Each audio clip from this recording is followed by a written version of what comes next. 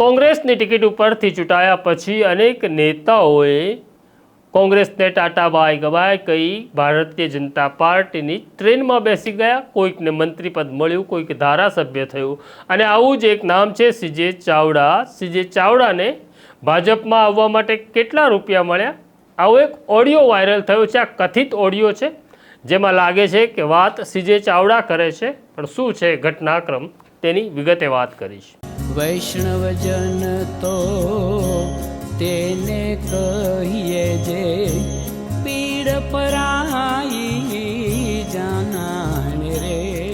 નમસ્કાર, નવજીવન ન્યૂઝમાં તમારું સ્વાગત છે અને હું છું તમારો પ્રશાંત દયાળ. અત્યારે ઉત્તર ગુજરાતમાં ભારતીય જનતા પાર્ટીમાં ભડકો થયો હોય એવું લાગે છે. ક્યારેક નીતિન પટેલ સામે ચંદ્રકાંત પટેલ નામનો કાર્યકર ફોનની અંદર જે પ્રકારની ભાષા બોલે છે અને અભદ્ર શબ્દોનો પ્રયોગ કરે છે, એ ઓડિયો પણ વાયરલ થયો અને નીતિન પટેલે કહ્યું આ વાત સાચી છે, મેં હાઈકમાન્ડને કહ્યું છે આ કાર્યકર સામે પગલાં લો. ત્યાર પછી મયંક નાયક સામેનો આક્રોશ વ્યક્ત કરતો ઓડિયો પણ વાયરલ થયો છે અને હવે આવ્યો છે એક ઓડિયો જેની અંદર સીજે ચાવડા કોઈ વ્યક્તિની સાથે વાત કરતા હોય એવું સમજાય છે. આ કથિત ઓડિયો છે.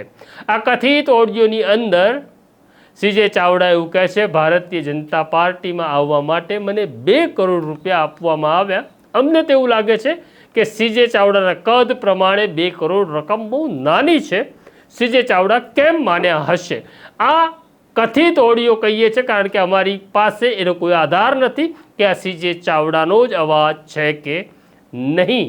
તો પહેલાં તમે આ ઓડિયોના કેટલાક અંશ સાંભળી લો. અને જેટલું જુએ એટલું આપે, એટલે પછી ખર્ચો એમ કે ખર્ચો ન રહે.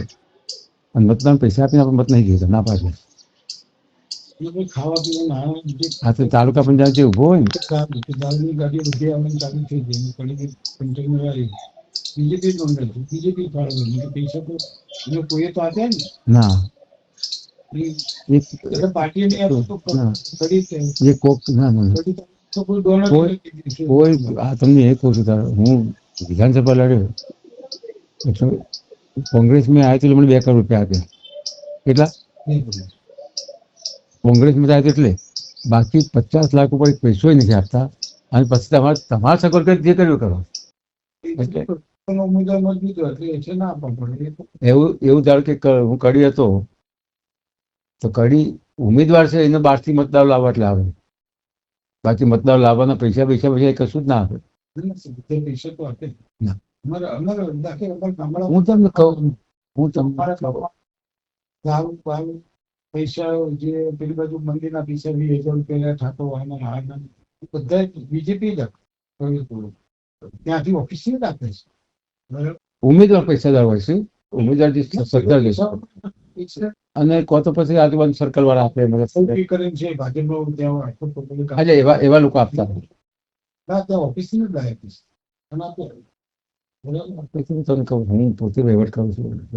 નહીં કદાચ તમારે આ લોકોની બાકી સંગઠન વાળા લોકો એવી રીતે ટાઈપ કરતા જ હોય. દારૂ કન્ટેનર આવી બરાબર, અને અજય ગઈકાલમાં લેતો જઈને કે ટોટાઈ ગયું વેચવાનું પૈસા મને ત્યાંથી મને મળી ગયો. જે બી આપણા ગ્રુપનો માણસ છે, આપણને ભારતીય માણસ બધું આ બધા શું છે કે હવે 2 દાડા બધી પીટીઓ કમ્પ્લેટ એ પૈસા ઉમેદવાર નહીં આમ તો એ પૈસા પાર્ટી વાળા જ આપ્યા. તમે કોઈ સાહિત્ય બધું મોકલે બધી પત્રિકાઓ ના સુપન તમારે ઘર સુધી ડિલિવરી થઈ જાય, એ બધું થઈ જાય. એ બધું એમની એજન્સી જ હોય છે, એજન્સી પહોંચાડી એનું કારણ છે. ઉમેદવારો બિચારા હોતી હા ઘડી અને એટલા માટે જ ઉભા હોય છે કે આપણને બેહાર દીધી પૈસા મળશે. કાલે સર ગેરીતામાં છોકરો રમતો હતો ને 10-12 વર્ષ, કેવું વાતાવરણ તો પ્રસિદ્ધિ ઉઠવું. 10-12 વર્ષનો છોકરો રમતો હતો. દિનેશજી સરપંચ છે તરીકે હું તો ઊભો છું ગાડી રાહ જોઈ. એટલે મને જોયું ને એટલે છોકરો રાજકીય વાત કરવાની કે આપણે મોટા થઈ છે ને કોંગ્રેસમાં ઊભું રહેવાનું અને પછી આપણે પૈસા મળે. પછી મારા પપ્પાને બધા કહેતા કે બેસી જાવ ને એટલે પૈસા મળે. પછી કોંગ્રેસમાં ઉભો રહેવાનું. હું ત્યાં 10 વર્ષથી 12 વર્ષના છોકરામાં આ મેન્ટાલિટી ઘૂસી છે એટલે વેણી ખાવાની આઈટમ છે કોઈ વધી જ નથી. પૈસા જોતા હોતા હાલે ધારો કે ડીડીસી એમને ફોન કરે છે કે સાહેબ પેલા કહું બીજું ના ભાઈ ભાજપમાં તો પૈસા મતના પૈસા આપતા નથી એટલે ધંધો જ બનાવી દીધો. ધંધો જ બનાવી દીધો અને મોટા માણસો અને અહીંયા શું છે અહીંયા ભાજપમાં પાર્ટીમાંથી પૈસા નહીં ધંધો કરશે. 2 નંબરનો ધંધો કરશે, ખાન ખરી નાખી 2 નંબરના ધંધા કરશે, કેરોસીન 2 નંબરના ધંધા કરશે, ધંધા કરી રેતીનો ધંધો 2 નંબરનો કર્યો, આ કર્યો તે કર્યો. પણ એ અધિકારીઓ સંબંધ રાખીને હપ્તા આપી કમાઈને પચા વાપરે એમ કે અધિકારીઓ સુખી કર્યા અને કાર્યકરો સુખી. કોંગ્રેસ એટલે દલિત મુસ્લિમ ઠાકોર થઈ ગયો. ઠાકોર તો પૈસા માટે જ છે, એનું કઈ કોંગ્રેસ બોંગ્રેસ કશું નહીં. દલિત મુસ્લિમ બે થોડા હોય પાર્ટી નીચે બિચારા હોય, બાકી બીજું કોઈ. મુસ્લિમો શું અત્યારે કોમિટી ના છે મુસ્લિમો અત્યારે આ લોકો ઢીલા પર મુસ્લિમો કઈ જાય નહીં. ના મુસ્લિમો તો લેવા નહીં ને. ધારો મારે એક પણ ટિકિટ આપે મને ના જ ફાવી દીધી.